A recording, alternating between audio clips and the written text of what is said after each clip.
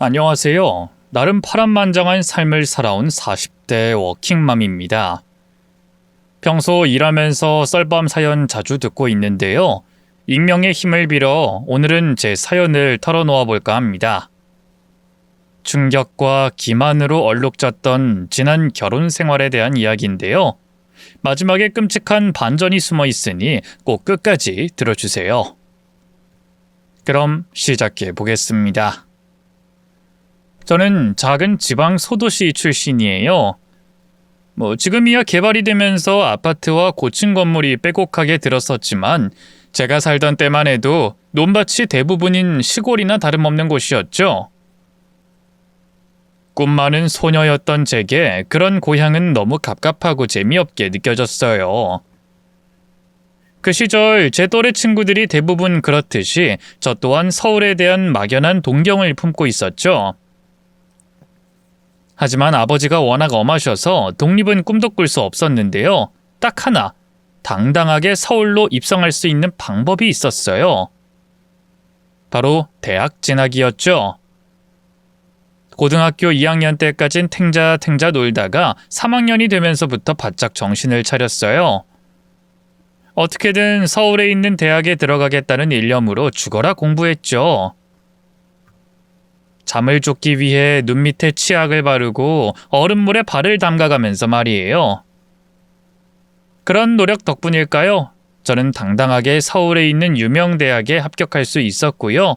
부모님의 응원 아래 서울행 버스에 몸을 실었습니다. 첫 자취, 첫 서울살이, 첫 대학생활, 모든 게 처음이었기 때문에 설레는 만큼 두려움도 컸는데요. 다행히 학교에 저 같은 지방 출신 친구들이 많아서 자연스럽게 어울릴 수 있었어요. 같이 고향을 떠나온 친구들과 고충을 나누고 서울 곳곳을 돌아다니며 즐거운 추억을 쌓았죠. 때때로 서울 사람들의 냉정한 모습에 마음을 다칠 때도 있었지만 그마저도 저를 단단하게 만드는 밑거름이 됐네요. 조금이라도 부모님의 부담을 덜어드리고 싶어서 알바도 시작했어요. 학교 앞에 있는 작은 빵집에서 일했는데요. 해보신 분들은 알겠지만 이 빵집 일이라는 게 생각보다 많이 고돼요. 단순히 빵만 판다고 끝이 아니거든요. 제빵 기사님이 구운 빵을 매대로 나르고 식으면 포장하고 거기에 더러워진 철판과 냉판까지 닦다 보면 팔다리가 안 아픈 곳이 없었죠. 하지만 젊어 고생은 사서도 한다잖아요. 비록 몸은 힘들었지만 제 손으로 돈을 번다는 게 뿌듯했어요. 왠지 모르게 어른이 된 기분에 으쓱하기도 했죠. 그때만 해도 꿈에도 몰랐어요. 제가 빵집에서 일한 걸 두고두고 후회하게 될 줄은 말이죠. 빵집에서 그 남자를 만난 이후 제 인생은 지옥으로 변했으니까요. 시작은 평범했어요. 그 사람은 늘 비슷한 시간대에 찾아와 단팥빵 하나와 우유를 사가곤 했는데요. 단골 손님이긴 했지만 원체 말이 없고 무뚝뚝한 사람이었기에 제대로 된 대화 한마디 나눠본 적이 없었어요. 그날도 평소처럼 그 사람이 내민 카드를 받아 기계적으로 계산만 하려고 했는데요. 평소와 달리 잔액 부족이 뜨는 거예요. 간혹가다 그런 경우가 있었기에 별 생각 없이 입을 열었죠. 손님, 카드에 잔액이 없는 것 같아요. 혹시 다른 카드 있으세요? 그러니까... 근데 그 남자는 눈에 띄게 당황해 어쩔 줄 몰라 하더라고요. 급하게 가방을 열어보고 주머니를 뒤져보고 하는 폼이 다른 카드나 현금이 없는 것 같더군요. 다른 결제 수단 없으세요? 아니, 남자는 제 시선을 피하기만 할 뿐 좀처럼 말을 잇지 못했어요. 아무래도 사람을 상대하는 게 익숙하지 않은 것 같았죠. 어느새 뒤에 또 다른 손님이 계산을 하려고 줄을 서자 낯빛이 더욱더 창백해지더군요. 다음에... 그 짧은 한마디만을 남기고 남자는 도망치듯 가게를 나가려고 했어요. 왠지 모르게 안쓰러운 마음이 들어 황급히 빵과 우유를 남자에게 건넸죠. 잠시만요. 이거 가져가시고 돈은 내일 주세요. 어차피 내일도 오실 거잖아요. 그렇죠? 그게... 얼떨떨한 표정으로 서 있던 남자가 제가 내민 빵과 우유를 받았어요. 저는 그런 남자에게 최대한 친절하게 웃어 보였죠. 계산은 제가 해둘게요. 그럼 내일 뵙겠습니다. 좋은 하루 되세요. 전혀 예상하지 못한 상황인 듯 남자는 돌처럼 굳어 빤히 저를 보기만 했어요. 그 눈빛이 뭐랄까 참으로 묘하더군요. 제 친절을 동정이라고 생각해 기분이 상한 건지 아니면 고마워하는 건지 도무지 감정을 읽을 수가 없었네요. 다른 손님이 계산을 재촉해 상대하는 사이 남자는 떠나버렸고요. 그렇게 며칠을 나타나지 않았어요. 요즘 흔히 하는 말로 먹튀를 당한 건가? 아니면 역시 자기를 동정한다는 생각에 기분이 나빴던 걸까? 선의로 했던 일의 결과가 좋지 않아 좀 침울했던 건 사실이에요. 하지만 이내 남자에 대한 일은 완전히 머릿속에서 잊혀졌는데요. 한 보름쯤 지났을 무렵 남자가 다시 빵집에 모습을 드러냈어요. 근데 웬걸 한 손에 커다란 꽃다발을 들고 있더군요. 어서 오세요. 오랜만에 오셨네요. 최대한 아무렇지 않은 척 남자에게 인사를 건넸는데요. 남자가 별다른 대꾸 없이 갑자기 제게 불쑥 손에 들고 있던 꽃다발을 내밀었어요. 생각지도 못한 일에 얼마나 놀랐는지 몰라요. 이걸 왜 갑자기 저를... 좋아합니다. 제 마음 받아주세요. 영희씨. 남자의 갑작스러운 고백에 1차로 놀랐고요. 이어 남자가 제 이름을 알고 있다는데 또 한 번 놀랐어요. 저는 단 한 번도 남자에게 제 이름을 알려준 적이 없었거든요. 아니 도대체 무슨 말씀을... 제 이름은 또 어떻게 아셨어요? 그게 중요한 건 아니니까... 중요한 건 제가 영희 씨를 사랑한다는 거예요. 영희 씨도 저 좋아하는 거 맞죠? 그래서 그때도 도와준 거잖아요. 나도 그 정도 눈치는 있어요. 남자는 어지간히 긴장했는지 심각하게 말을 더듬었고요. 두 눈은 저를 보고 있는 듯 하면서도 어딘가 먼 곳을 응시하고 있었어요. 솔직히 너무 소름 끼치고 무섭더군요. 제 이름을 도대체 어떻게 안 건지, 또 왜 제 친절을 멋대로 이성적 호감으로 곡해하는 건지 불쾌했어요. 뭔가 오해하신 것 같은데요. 전 손님한테 아무 감정 없어요. 쌀쌀 맞은 제 대꾸에 남자의 표정이 눈에 띄게 굳었어요. 거짓말. 그럼 그때 왜 날... 그건 자주 오던 단골 손님이시니까 별뜻 없이 베푼 친절이에요. 다른 손님들이 그랬어도 똑같이 대처했을 거예요. 오해하게 만들었다면 죄송하지만... 거절의 뜻을 담아 말끝을 흐리자 일순 남자의 표정이 일그러졌어요. 하지만 그것도 잠시. 이내 남자는 꽃다발을 바닥에 던져버렸고요. 그대로 가게 밖으로 뛰쳐나갔죠. 갑작스러운 상황에 얼어붙은 것도 잠시. 이내 긴장이 풀리면서 한숨이 나오더군요. 바닥에 나뒹구는 꽃다발을 청소하며 생각했어요. 앞으로 남자를 다시 볼 일은 없겠구나 하고 말이죠. 어지간히 창피스러울 테니까요. 하지만 그건 제 큰 오판이었네요. 그날 이후 남자는 집요하게 제 주변을 맴돌기 시작했어요. 몰래 미행이라도 한 건지 저희 학교 근처를 서성거리는 걸 몇 번이나 발견했고요. 급기야 집 앞에서도 남자가 저를 지켜보고 있는 게 느껴졌죠. 여기엔 왜 온 거냐고 따져 물어도 별 소용이 없었어요. 그냥 지나가던 중이었다고 횡설수설하거나 갑자기 도망가 버리기 일쑤였거든요. 그냥 무시하면 지쳐 나가 떨어지겠거니 했지만 남자는 끈질겼어요. 날이 갈수록 더 자주, 더 가까이에서 모습을 드러내더군요. 집에 돌아가는 길 도서관 앞, 심지어 제가 즐겨 찾던 카페에서도 말이죠. 그렇다고 남자가 제게 말을 건다거나 해코지를 하는 건 아니었어요. 하지만 생각해보세요. 다 큰 성인 남자가 저를 계속 쫓아다니는데 얼마나 공포스러워요. 저는 점점 더 불안감에 시달리게 되면서 밖에 나가는 일조차 어려워졌어요. 결국 고민하다 동기들에게 사정을 털어놓으니 다들 자기 일처럼 분개해 주더군요. 그중 한 친구가 경찰에 신고해보라는 조언도 해줬네요. 괜히 일을 키우는 게 아닐까 싶었지만 이렇게는 못 살겠다 싶더라고요. 그래서 용기를 내 경찰서를 찾아갔는데요. 결과는 실망스러웠어요. 경찰들 말로는 제가 실질적으로 피해를 입은 게 없기 때문에 자기들도 도와줄 수 있는 게 없다고 하더군요. 그럼 제가 그 남자에게 폭행이라도 당해야 도와줄 수 있다는 건지 너무 황당했네요. 심지어 제가 경찰에 신고한 게 오히려 그 남자를 자극한 것 같았어요. 평소처럼 학교로 향하던 어느 날 갑자기 그 남자가 또 나타나 저를 골목으로 끌고 가려 하더군요. 이거 놔요.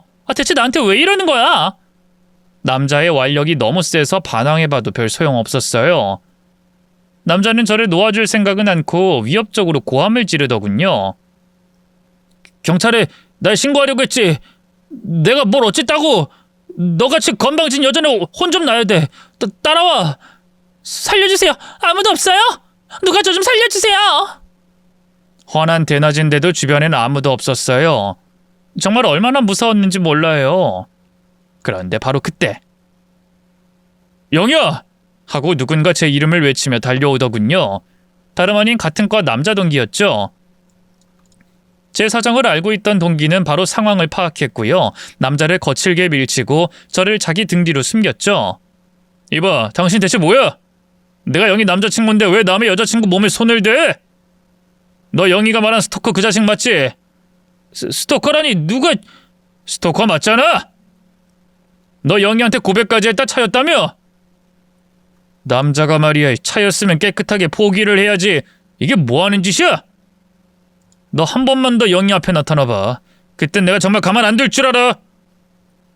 동기는 남자친구라는 거짓말까지 해주면서 남자에게 으름장을 놨어요.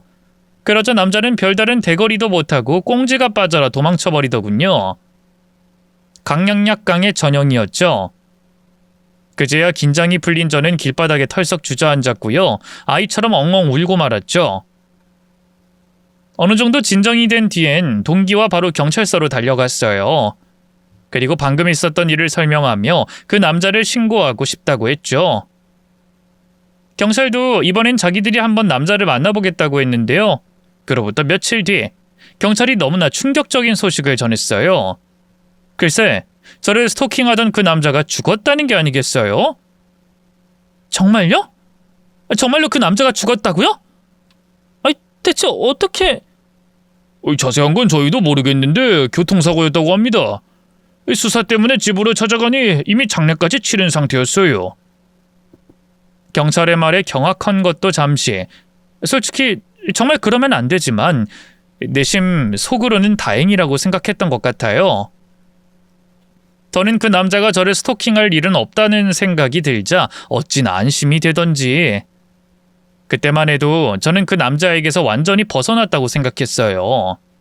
하지만 의외로 스토킹에 대한 후유증은 오래가더군요.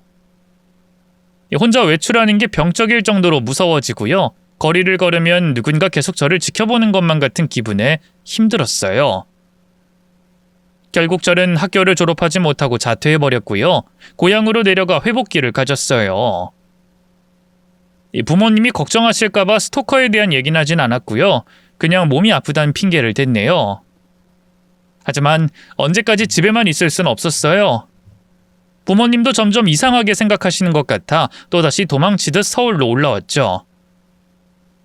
학교를 다시 들어가야 하나 아니면 취업을 해야 하나 여러 가지로 생각이 많았는데요. 운 좋게 대학 선배의 소개로 작은 중소기업에서 일하게 됐어요. 이름난 회사도 아니고 월급도 적은 편이었지만 그래도 남들처럼 정상적인 사회생활을 시작하게 된 걸로 만족했죠. 처음엔 스토킹에 대한 트라우마로 남자 대하는 게 좀 힘들었는데 시간이 약이라고 점점 익숙해졌고요.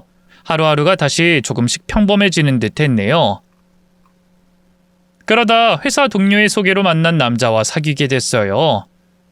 저보다 4살 연상이었는데 그만큼 어른스럽고 다정해 기댈 수 있는 사람이었죠. 쉬쉬하던 제 과거와 트라우마도 모두 솔직하게 털어놓을 수 있을 만큼 말이에요.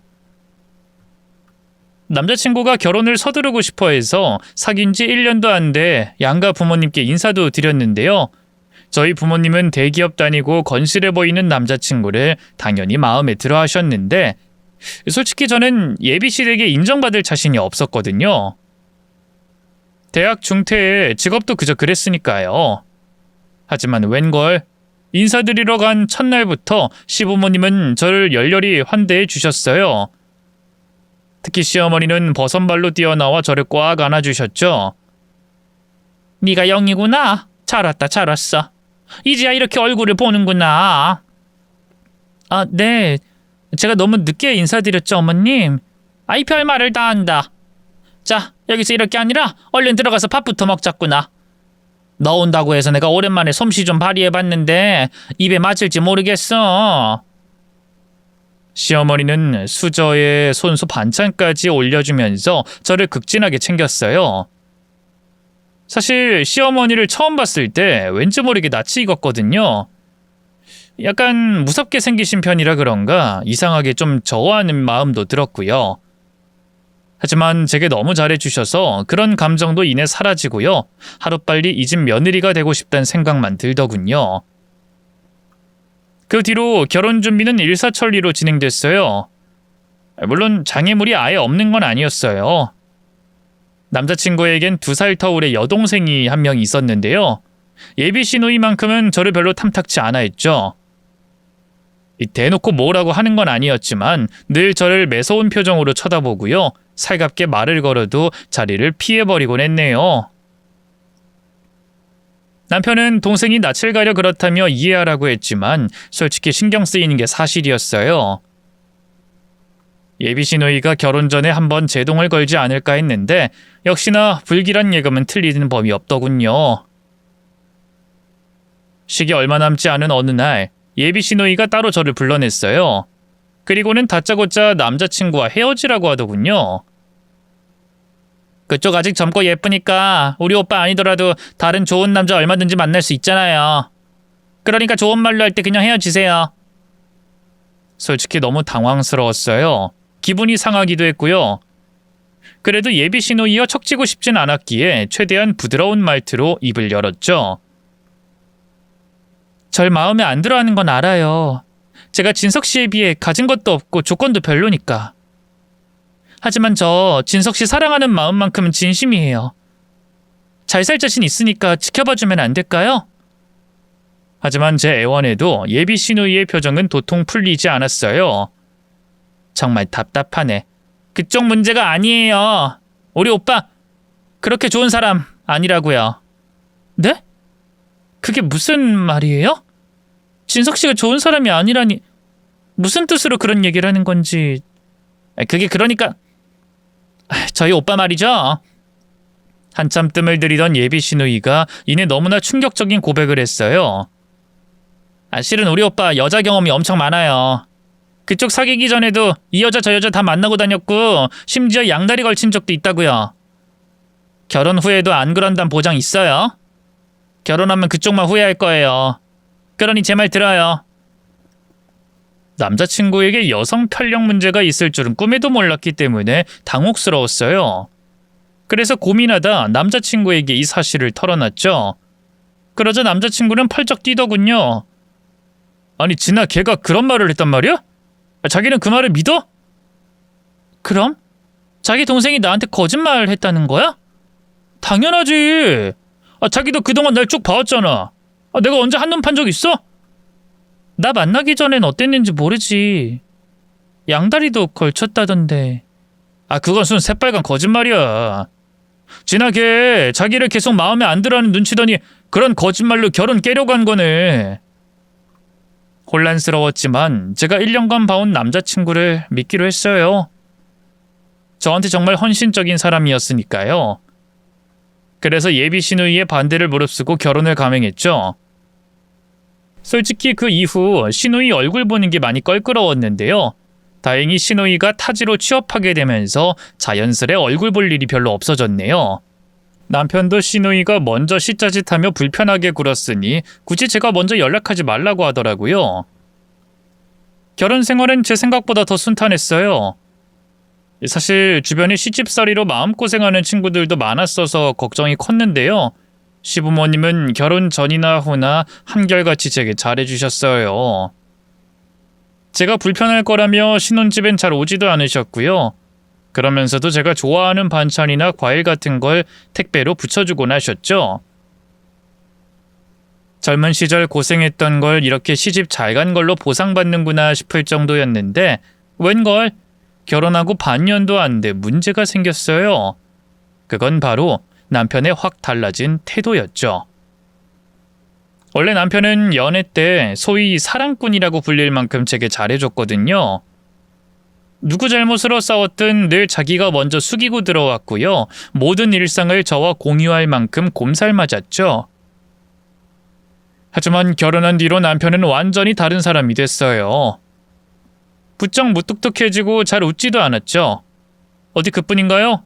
퇴근 후에도 저와 시간을 보내기보다는 핸드폰을 붙잡고 있거나 혼자만의 시간을 보내기 일쑤였네요.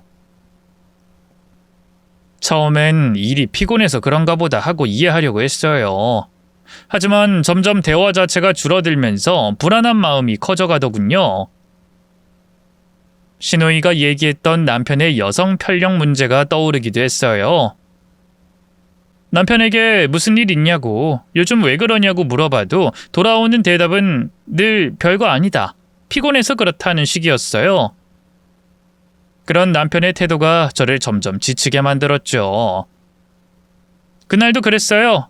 남편은 퇴근해서 씻고 나오자마자 바로 컴퓨터 방으로 들어가더군요. 그리고는 계속 게임만 하는 거예요. 제가 저녁을 차려놓고 주방에서 기다리고 있다는 걸 뻔히 알면서 말이죠.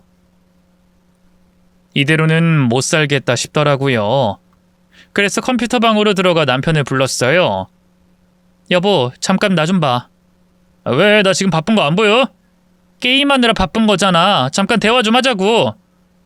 그래도 이혼 전에 서로 이런저런 협의는 해야 할 거 아니야. 제 입에서 이혼이란 말이 나오자 컴퓨터 화면만 바라보던 남편의 시선이 드디어 제게 꽂히더군요. 뭐? 이혼이라니? 말 그대로야. 나 더는 이렇게 못 살겠어. 사기 결혼 당한 기분이라고. 왜 또 그래? 왜 또 그러는 게 아니라 그동안 내가 계속 얘기했잖아. 당신 결혼하고 너무 다른 사람 같아졌다고. 도대체 왜 그렇게 차가워졌냐고. 그때마다 당신은 그런 거 아니라고, 피곤해서 그렇다고 핑계만 댔지? 그때마다 내가 얼마나 비참했는 줄 알아? 내가 싫어진 거면 그냥 그렇다고 말을 해.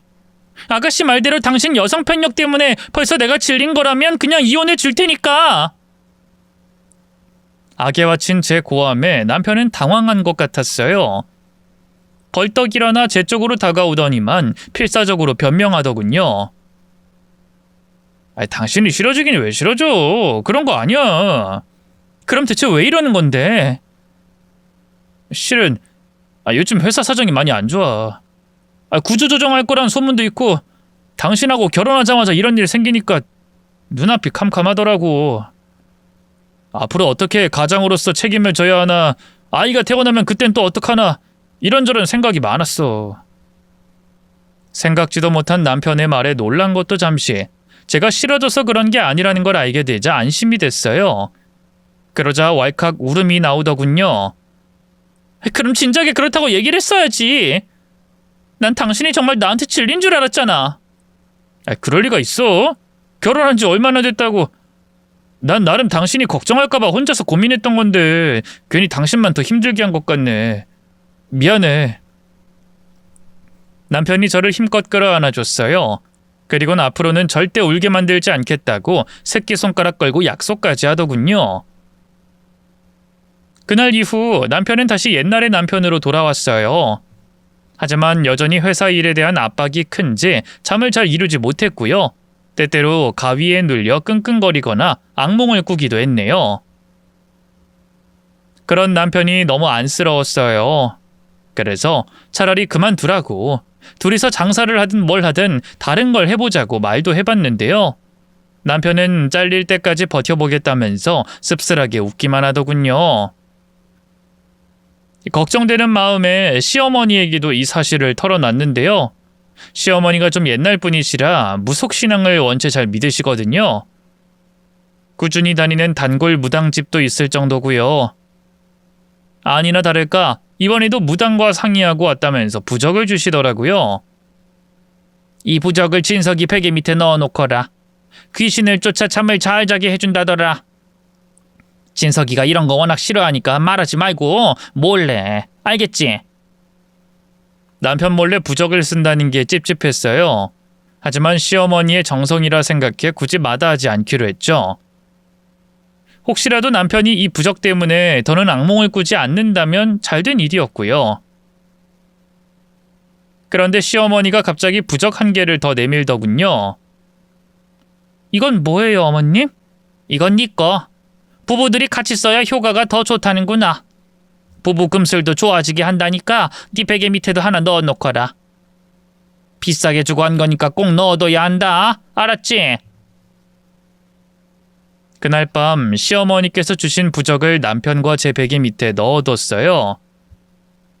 시어머니의 미신에 대한 집착은 생각보다 더 대단해서 부적을 잘 넣어뒀는지 전화로 한 번 더 확인까지 하시더군요. 처음엔 남편 몰래 한 짓이라 그런가 좀 찝찝했는데요. 며칠 지나니 부적을 썼다는 것조차 완전히 잊게 됐어요. 그런데 그로부터 한 달쯤 지났을까요? 별 생각 없이 남편에게 베갯잎 가는 걸 부탁했다가 부적을 넣어둔 걸 들키고 말았어요. 남편의 얼굴이 순식간에 굳어지더군요. 이게 뭐야? 무당이 직접 쓴 부적 같은데 엄마 짓이야, 당신 짓이야? 아, 그게 어머님이 당신 악몽 쫓아주는 부적이라고 꼭 베개 밑에 넣어두라고 해서. 뭐? 그렇다고 나한테 한마디 상의도 없이 이런 짓을 하면 어떡해? 제 예상보다 남편은 더 불같이 화를 냈어요. 제 눈앞에서 부적을 갈기갈기 찢어버리더군요. 난 이런 무속신앙 같은 거 딱 질색이야. 엄마야 그렇다 쳐도 당신까지 거기 휩쓸려서 나 몰래 이런 짓을 하면 어떡해? 부부 사이에 무엇보다 신의가 중요한 건데 날 속이면 어떡하냐고? 미안해 여보, 내가 생각이 짧았어. 제 사과에도 남편은 쉽게 감정을 가라앉히지 못했어요. 심지어 그 자리에서 시어머니에게 전화해 단단히 엄포를 놓더군요. 저 몰래 부적 쓰신 거 알았어요. 제가 이런 거 싫다고 했잖아요. 근데 이 사람까지 이용해서 대체 무슨 짓을... 됐으니까 다신 저한테 연락하지 마세요. 이 사람한테도 마찬가지고요. 남편은 시어머니의 변명을 듣지도 않고 그대로 전화를 끊어버렸어요. 그리고 그 뒤로 시부모님과 한동안 왕래하지 않았죠. 남편이 이렇게까지 할 줄은 몰랐기 때문에 얼마나 당황했는지 몰랐어요. 시어머니에게 제가 다 죄송스러울 정도였죠. 여보, 당신이 화난 건 이해하는데 어머님한테 다시는 안 보겠다는 말까지 하는 건 너무 심한 거 아니야? 어머님도 나름 당신 생각해서 이런 일을 한 건데. 당신은 아무것도 모르면서 함부로 입 놀리지 마. 됐으니까 조용히 하라고. 남편이 제게 그런 고압적인 태도를 보인 건 처음이었어요. 그 뒤로 저희 부부 사이는 꽤나 어색해졌고요. 시댁과도 연락하지 않은 채 시간이 흘러갔죠. 어버이날도 시아버지의 생신도 그렇게 건너뛰었네요. 시부모님을 향한 죄송한 마음이 점점 커져가던 어느 날이었어요. 하늘이 저희 부부를 불효자라고 탓하는 것처럼 생각지도 못한 충격적인 사건이 발생했죠. 다름 아닌 시어머니의 유방암 선고였네요. 다행히 건강검진으로 초기 때 발견하긴 했는데요. 위치가 안 좋아서 수술과 항암 치료가 시급한 상황이라고 하더군요. 시아버지로부터 이 소식을 전해 듣고 얼마나 놀랐는가 몰라요. 남편도 마찬가지였는지 전화를 끊자마자 절 데리고 바로 시댁으로 달려갔죠. 일방적으로 절연 선언을 당했던 시어머니는 당연히 괘씸해하더군요. 이 나쁜 것, 내 전화도 피하더니 애미가 암 걸렸다니까 그제야 얼굴을 보러 와? 난 너 같은 자식 둔 적 없다. 당장 돌아가! 시어머니는 많이 상처받으신 것 같았어요. 하지만 모진 소리를 하던 것도 잠시 남편이 죄송하다며 고개를 숙이자 눈물을 쏟아내시더군요. 괘씸한 것, 네가 어떻게 나한테 이럴 수가 있냐? 네 동생이 그렇게 갔는데 너마저 어떡해? 죄송해요 엄마, 다시는 안 그럴게요. 몰랐는데 시어머니는 시누이가 타지로 간 뒤 많이 외로웠던 것 같더라고요. 그런 상황에서 아들에게 절연당하고 설상가상 암까지 걸리셨으니 더 힘드셨겠죠. 이후 저는 자연스럽게 시어머니를 모시고 병원을 다녔어요. 시아버지와 남편 둘 다 일하고 시누이도 지방으로 내려가고 없었으니까요. 또 시어머니가 원체 낯을 많이 가리셔서요. 자연스럽게 병구안도 간병인을 쓰지 않고 제가 하게 됐어요. 시어머니를 간호하는 일이야 자식으로서 당연한 의무라 생각해 별 불만 없었어요. 시어머니가 평소 제게 워낙 잘해주시기도 했고요. 하지만 따로 살면서 시어머니를 모시기엔 아무래도 한계가 있더군요. 시어머니도 그걸 느꼈는지 저와 남편에게 조심스럽게 합가를 제안했죠. 나 항암 치료 끝날 때까지만이라도 같이 살면 어떻겠냐? 강요하는 건 절대 아니고 우리 집이랑 병원 오가느라 세아가 네가 힘들어 보여서 그래. 그럼요. 어머님 마음 잘 알죠. 이 사람이랑 한번 얘기해 볼게요. 남편은 의외로 탐탁치 않아 하는 눈치였어요. 이유를 물어보니 제가 너무 힘들 것 같아서 그렇다고 하더군요. 하지만 시어머니가 다른 것도 아니고 암투병 중이니 차마 거절하기도 난감해하는 것 같았죠. 그래서 남편의 손을 잡고 말했어요. 내가 힘들긴 뭐가 힘들어. 오히려 어머님하고 한 집 사는 게 더 간호하긴 편하지. 당신한테 미안해서 그렇지 뭐. 으이그 미안하긴 뭐가 미안해. 우린 부부고 당신 부모님이 내 부모님이나 마찬가지인데. 우리 엄마랑 아버지가 아프셔도 당신 이렇게 해줄 거잖아. 아니야? 고마워 여보. 그리고 미안해. 그렇게 저희 부부는 결혼한 지 2년 만에 시댁으로 들어가 살게 됐어요. 둘이서 단촐하게만 살아서 짐이 별로 없을 줄 알았는데 의외로 짐을 싸보니 한가득이더군요. 그래서 작은 용달차를 한 대 불러 이사를 했는데요. 짐을 대충 정리하고 나니 어느새 컴컴한 밤이더라고요. 그래서 부랴부랴 짜장면을 시켜 시부모님과 나눠 먹고 잠자리에 들었죠. 정말 너무 피곤해서 죽은 듯 잠들었네요. 목이 말라 깼을 땐 새벽이었어요. 침대 옆자리를 보니 텅 비어있더라고요. 또 악몽을 꿔서 깼나? 남편이 걱정되는 마음에 거실로 나갔는데요. 베란다 쪽에서 두런두런 말소리가 들리는 게 아니겠어요? 자세히 보니 시어머니와 남편이 목소리를 낮춰 은밀하게 대화를 나누고 있었어요. 이제 엄마 얼마 못 살아 찐서가. 언제까지 미루기만 할 거야? 조금만 더 시간을 주세요. 일단 얘기부터 해보자. 그래도 끝까지 싫다고 하면 보내줘야지. 내 아들한테 걔가 무슨 짓을 했는데. 이건 정당방위야. 하늘도 이해하실 거다. 시어머니는 왠지 모르게 분노에 차 있었고요. 남편은 괴로워 보였어요. 본능적으로 제가 들어선 안 되는 대화란 생각이 들었죠. 그래서 조심스럽게 다시 방 안으로 들어왔는데요.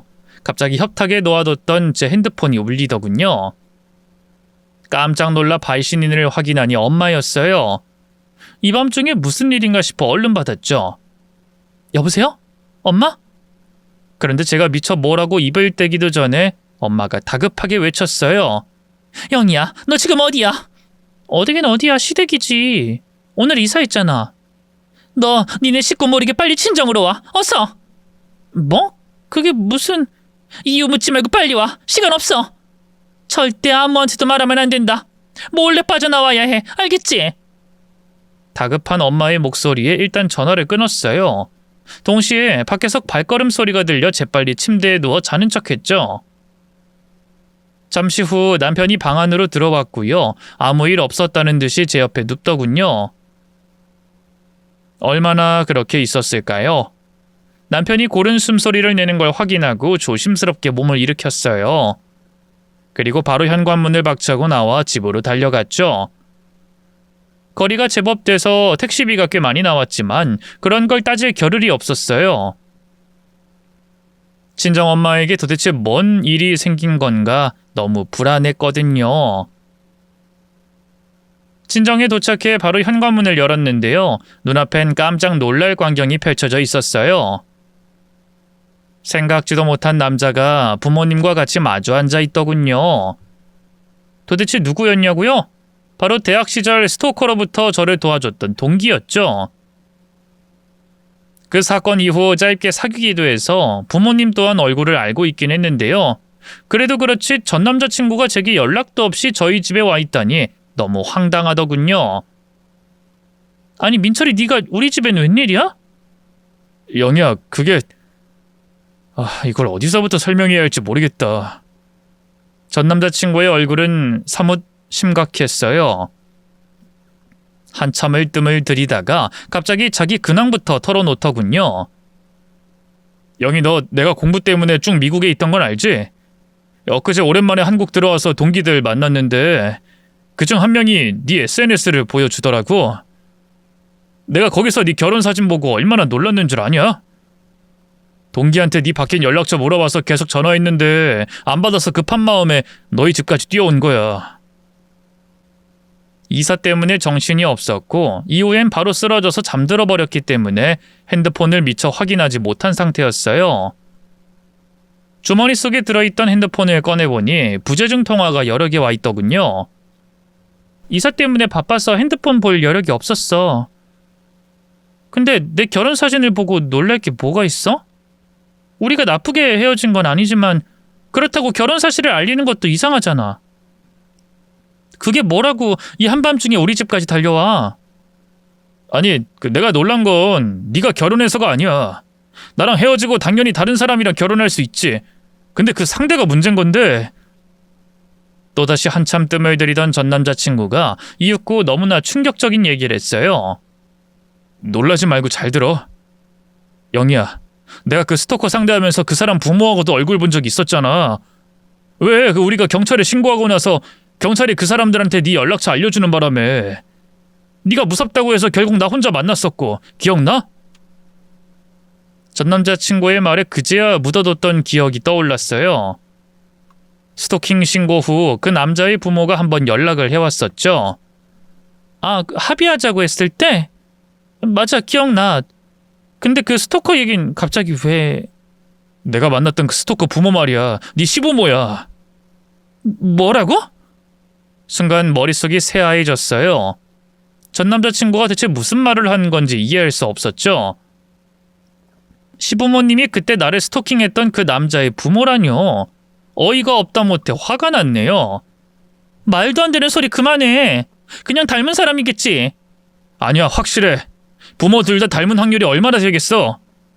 그 사람들한테 네 남편 말고 죽은 아들 하나가 더 있었다든가 뭐 그런 얘기한 적 없어? 그런 적 없어. 그리고 그랬으면 시부모님이 왜 날 며느리 삼았겠어? 내가 남편하고 결혼한다고 했을 때 당연히 반대했겠지. 안 그래? 내 얼굴은 몰라도 이름은 분명 알았을 텐데. 말로는 부정해도 너무 찜찜했어요. 그러다 문득 신호이가 결혼 전 극렬하게 저를 반대했던 게 생각나더군요. 정말 오랜만에 신우이에게 전화를 걸었어요. 늦은 시간이었는데도 바로 전화를 받더군요. 여보세요? 새언니? 어쩐 일이에요? 아가씨, 솔직하게 얘기해줘요. 아가씨한테 남자 형제가 하나 더 있었어요? 그 사람이 저를... 미처 말을 다 끝맺지 않았는데도 신우이는 바로 제가 무슨 말을 하는 건지 알아차렸어요. 드디어 모든 걸 알게 됐군요.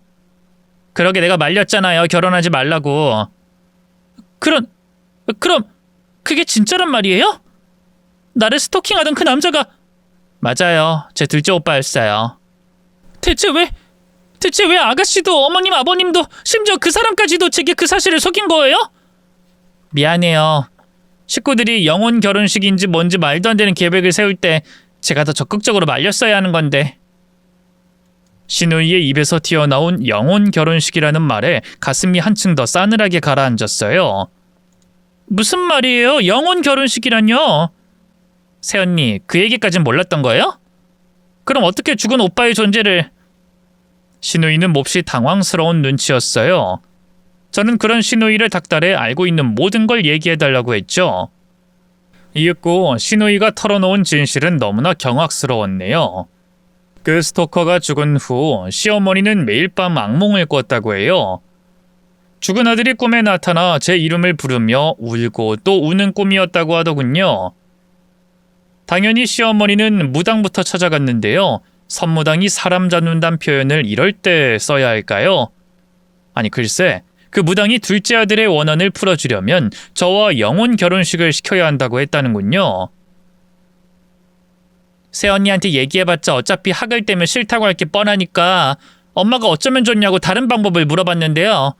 그 무당 말론 같은 피를 타고난 큰오빠를 매개로 하면 된다고. 시노이의 말을 들은 순간 두 발을 딛고 선 땅이 와르르 무너지는 기분이었어요. 남편과 저는 애초에 시작부터 잘못된 만남이었던 거예요. 남편은 제가 남동생이 스토킹하던 여자라는 걸 알고 영혼 결혼식을 위해 의도적으로 접근한 거였죠. 도무지 믿을 수가 없었네요. 그럴 리가 없어요. 전 그 사람 직장 동료한테 소개받은 건데 그것도 오빠가 그 사람한테 돈 주고 거짓말해달라고 한 거예요. 길 가다 새언니 보고 첫눈에 반해서 그런다고 친구라고 하고 다리 좀 놔달라고. 어머님이야 그렇다 쳐요. 워낙 무당 말을 맹신하는 분이니까. 근데 그 사람까지 거기에 동참했다고요? 아니 애초에 그 일을 매개로 죽은 사람하고 영혼 결혼식을 한다니 그런 게 가능해요? 저도 모르겠어요. 뭐 1000일 동안 새언니랑 오빠가 부적쓴 침대에서 동침하면 된다고 했다는데 전 애초에 그런 무당말 믿지도 않았어요. 근데 엄마랑 아버지는 어떻게든 죽은 오빠의 한을 풀어주고 싶어 했어요. 어쨌든 엄마 말론 오빠가 매일 꿈에 나와 새언니를 찾았다고 하니까요. 시노이의 입에서 나온 부적이라는 말에 바로 시어머니가 줬던 부적이 생각났어요. 시어머니는 남편의 악몽을 쫓는 거라는 등 부부의 화합을 위한 거라는 등 이빨린 말을 했지만 실은 그게 죽은 둘째 아들과 저를 영혼 결혼식으로 묶는 부적이었던 거죠. 하지만 그렇다면 남편이 왜 그 부적을 발견하고 불같이 화를 냈던 건지 이해가 가지 않았어요. 제가 혼란스러워하는 사이 시누이가 다시 입을 열었어요. 제가 오빠 여성 편력이 화려하니까 헤어지라고 했던 거 기억나죠? 그때 모든 걸 솔직하게 얘기할까 고민도 했었는데 죄송해요. 제 얼굴에 침 뱉는 거기도 하고 어쨌든 제 부모님이 벌인 짓이니까 새언니가 어떻게 나올지 겁이 났어요. 이번엔 엄마랑 아버지를 경찰에 신고하진 않을까 걱정도 됐었고요. 결국 팔이 안으로 굽었던 거죠. 새언니한텐 정말 죽을 죄를 지었어요. 시누이는 식구들의 만행을 말리지 못한 죄책감에 결국 타지로 도망치듯 취업했던 거였어요. 때때로 시어머니가 언급하던 내 아들, 내 자식은 남편이나 시누이가 아닌 죽은 둘째 아들이었고 말이죠. 시어머니를 처음 봤을 때 왠지 모르게 낯이 있고 그러면서도 저어하는 마음이 들었던 이유를 그제야 알겠더군요.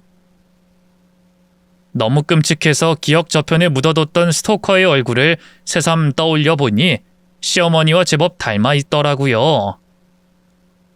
이 사람이 너무 큰 충격을 받으면 기절하기도 하더라고요. 시누이와 전화를 끊은 저는 그대로 다리에 힘이 풀리면서 쓰러지고 말았어요. 다시 눈을 떴을 땐 부모님이 저를 걱정스럽게 보고 있었죠. 애초에 제가 스토킹 당했었다는 사실조차 몰랐던 부모님은 얼마나 분개하셨는지 몰라요. 특히 엄마는 노발대발하면서 당장이라도 시댁에 쳐들어갈 기세였죠. 영희야 일어나. 일단 그 집에 쳐들어가서 어떻게 된 일인지 따져 묻고. 아니 따져 물을 것도 없지. 어디 남의 집 귀한 딸내미를 스토킹한 것도 모자라서 거짓 사기 결혼으로 뭐? 영혼 결혼식? 기가 막혀 진짜. 그 미친 인간들. 내가 절대 가만 안 둘 거야. 엄마는 제 손을 잡고 바로 시댁으로, 아니 그 미친 스토커의 집으로 쳐들어가려고 했는데요. 갑자기 초인종이 울리면서 누군가 제 이름을 외쳐 불렀어요. 다름 아닌 남편이었죠. 제가 사라진 걸 뒤늦게 알고 찾아온 것 같더군요. 핸드폰을 보니 남편은 물론이고 시어머니와 시아버지에까지 부재중 전화가 수십 통 와 있더라고요. 심호흡하며 마음을 다스리다 현관문을 열었어요.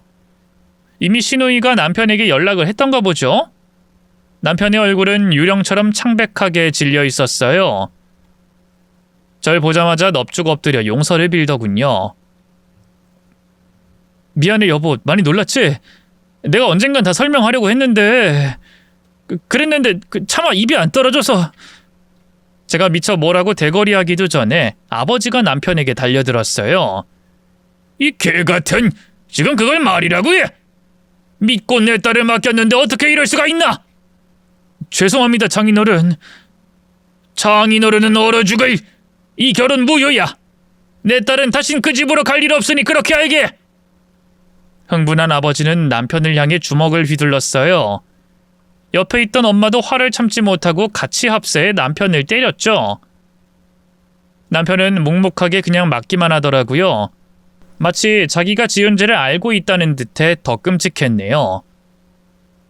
잠시 후 저는 바닥에 널브러져 있던 남편을 일으켜 세워 물었어요. 말해봐. 정말로 의도적으로 나에게 접근한 거야? 당신 죽은 동생, 그 끔찍한 스토커 자식하고 날 영혼 결혼식 시키려고? 제발 아니라고 대답해 주길 바랬건만 남편은 고개를 떨군 채 아무 말도 못했어요. 긍정의 대답과 다르지 않은 그 반응에 가슴이 무너져 내렸죠. 당신이 어떻게 나한테 이럴 수 있어? 당신 부모랑 합심해서 어떻게 날 속이고 그런 끔찍한 흉기를... 미안해 여보. 그치만 엄마가 그 무당말을 너무 맹신해서 매일매일 경석이 한을 풀어줘야 한다고 울부짖어서 어쩔 수 없었어. 어쩔 수 없는 일에도 정도가 있지. 어머님, 아니 그 여자가 제정신이라고 생각해? 난 스토킹 당했던 피해자야. 근데 자기 아들이 꿈에 나타나서 날 찾는다는 이유로 자기 큰아들을 이용해서 사기 결혼을 시켜? 당신이라도 말렸어야지. 아니 그 여자를 정신병원에 쳐넣었어야지. 대체 뭐 한 거야? 제 악에 바친 고함에 남편은 고개를 푹 숙인 채 침묵했어요. 그러다 이내 자기가 그럴 수밖에 없었던 이유를 설명하더군요. 실은 경석이 죽은 거 내 탓이거든. 은둔형 외톨이로 지내는 게 안쓰러워서 바깥바람이라도 쐬어주려고 데리고 나갔다가 운전 실수로 그만. 내가 죽인 거나 다름없어. 그래서 엄마 마음을 차마 외면할 수가 없었어. 꿈에서 계속 경석이가 나와서 자기 한 좀 풀어달라고 애원하기도 했고. 남편이 매일같이 시달리던 악몽도 회사 때문이 아니었어요. 죽은 동생에 대한 죄책감 때문이었죠. 기가 막히더군요. 그래서 이런 말도 안 되는 짓에 가담했다고? 차라리 날 그냥 납치해서 죽이지 그랬어? 그게 더 깔끔했을 텐데? 왜 이런 소름 끼치는 짓을... 사람 하나 바보 만드니까 재밌어? 차라리 당신이 그 스토커 형이라는 거 밝히면서 내가 밉다고 증오스럽다고 저주하면서 죽이는 편이 더 나았을 거야. 알아? 당신은 아무 잘못도 없는데 어떻게 당신을 죽여? 그 무당이 그러길 죽은 사람하고 산 사람하고도 영혼 결혼식을 치르는 경우가 왕왕 있다고 했어. 당신한텐 아무 영향도 없을 거라고. 부모님 소원이니 한 번만 도와주자 싶었던 거야. 천일이나 동침하려면 결혼하는 수밖에. 그 뒤엔 깔끔하게 당신하고 이혼하려고 했어. 남편의 한마디 한마디가 제 가슴에 비수로 날아왔어요. 제가 남편을 얼마나 믿었는지 또 얼마나 사랑했는지 통렬하게 실감했죠. 천일만 버티자는 심정이었어? 그동안 힘들었겠네. 동생 죽인 원수 같은 여자를 사랑하는 척 해야 돼서. 그런 거 아니야, 영희야. 아니긴 뭐가 아니야. 그러면서 나한테 부부 사이 신의를 운운해? 말해봐. 그 미친 여자가 소름 끼치는 부적 썼을 때 왜 화를 낸 거야? 왜 부적을 찢어버린 거냐고? 핑계 같아서 얘기 안 하려고 했는데 사실 당신하고 결혼하고 정신이 번쩍 들었어. 당신한테 너무 미안하고 못할 짓 했다는 생각이 들어서 그냥 이제라도 놔줘야겠다 싶었지. 그래서 부모님한테도 말씀드렸어. 그만하자고. 근데 엄마가 절대 허락하지 않았던 거야. 잠시 머뭇거리던 남편이 고개를 들어 저를 바라봤어요. 두 눈엔 어느새 눈물이 가득 고여 있었죠. 내가 이런 말하면 안 된다는 거 알지만 사실 나 어느 순간부터 진심으로 당신을 사랑하게 됐어. 그래서 죄책감 때문에 당신을 멀게 했던 거고 또 지켜주고 싶어서 계속 엄마랑 싸웠던 거야. 세상에 그토록 종이장처럼 가벼운 사랑 고백이 또 있을까요? 어느새 제 눈에서도 눈물이 흘렀지만 저는 단호하게 얘기했어요. 내가 그 말을 믿을 수 있을 것 같아? 이제서 꼬리가 밟히니까 조금이라도 죗값을 덜고 싶어서 또 사기치나 본데 괜히 힘 빼지 마. 난 당신이랑 당신 부모 절대 용서 안 할 거니까. 일단 사기 결혼으로 고소할 거고 내가 할 수 있는 모든 걸 다 동원해서 당신에게 복수할 거야. 저는 매달리는 남편을 쫓아내고 문을 걸어 잠갔어요. 그리고 다음 날 바로 부모님과 함께 변호사를 선임했죠. 며칠 뒤 남편에 이어 이번엔 시모가 저를 찾아왔어요. 소송을 취하해달라고 애원할 줄 알았더니만 웬걸 그놈의 영혼 결혼식을 해달라고 조르더군요. 새아가, 널 속인 건 미안하다. 네가 무슨 원망을 하든 탈게 받으마. 하지만 불쌍한 우리 경석이 죽었는데 성물도 못하고 귀신이 되어 구천을 떠도는 우리 아들을 위해서라도 제발 영혼 결혼식 좀 해주면 안 되겠니? 이 무당말로는 너한텐 아무 영향도 없을 거래. 응? 싫어요. 제가 미쳤어요? 저를 스토킹했던 그 끔찍한 놈이랑 영혼 결혼식이라니 말이 되냐고요? 저자세였던 시모는 제가 계속 거절하자 이내 악기처럼 돌변하더군요. 내 아들 죽여놓고 어쩜 그렇게 뻔뻔스러워? 책임져. 너 때문에 억울하게 죽은 내 아들 책임지라고! 너 때문에 내 아들은 저승에 가서도 편하게 눈을 못 감고 있어. 매일 내 꿈에 나와서 널 찾으며 울부짖는다고. 이봐요, 말은 똑바로 하세요. 당신 아들을 제가 죽였나요? 그건 어쩔 수 없는 불운한 사고였잖아요. 그리고 전 그 사람한테 스토킹 당한 피해자예요. 제가 그 인간 때문에 지난 20대를 얼마나 끔찍하게 보냈는 줄 알아요? 근데 미안해하진 못할 망정 어떻게 저한테 그런 사기를... 닥치라고! 한창 제 마음을 상토하던 바로 그때였어요. 갑자기 시모가 괴성을 지르며 주머니에서 무언가를 꺼냈어요. 다름 아닌 칼이었죠. 내 아들 살려내. 살려내지 못하겠거든 차라리 너도 죽어! 죽어서라도 내 아들 곁으로 가서 용서 빌라고! 시모의 두 눈이 광기로 번뜩였어요. 미처 피할 새도 없이 시모가 제게 달려들었고요. 전 그대로 뒤로 넘어갔죠. 재빨리 제 위로 올라탄 시모는 칼을 치켜 올렸고요. 그대로 제게 휘두르려고 했는데요. 바로 그 순간 집 안에 있던 엄마가 달려나와 시모를 밀어버렸어요. 몸싸움하는 소리를 듣고 놀라서 달려나온 것 같더군요. 이 미친 여자야, 이제 그만해. 어디 내 딸을... 여보, 얼른 경찰 불러요. 얼른. 엄마는 시모의 팔을 물어 칼을 떨어뜨리게 했고요. 그대로 시모의 머리채를 잡고 탈탈 흔들며 미친 듯이 뺨을 때렸어요. 그 사이에 아버지가 경찰에 신고를 했고요. 이내 도착한 경찰이 시모를 체포했죠. 저도 함께 서로 동행해야 했는데요. 최대한 침착하게 지금까지 있던 일을 죄다 설명했어요. 시모는 경찰들의 질문에 대답은 않고 시종일관 내 아들 원한을 갚아야 돼. 이건 놓으라고! 하면서 난동만 피우더군요. 경찰들이 정신병으로 심신미약 판정을 받을 수도 있다고 해서 얼마나 두려웠는지 몰라요. 그럼 시모가 또 찾아와 저를 해코지할 수도 있었으니까요.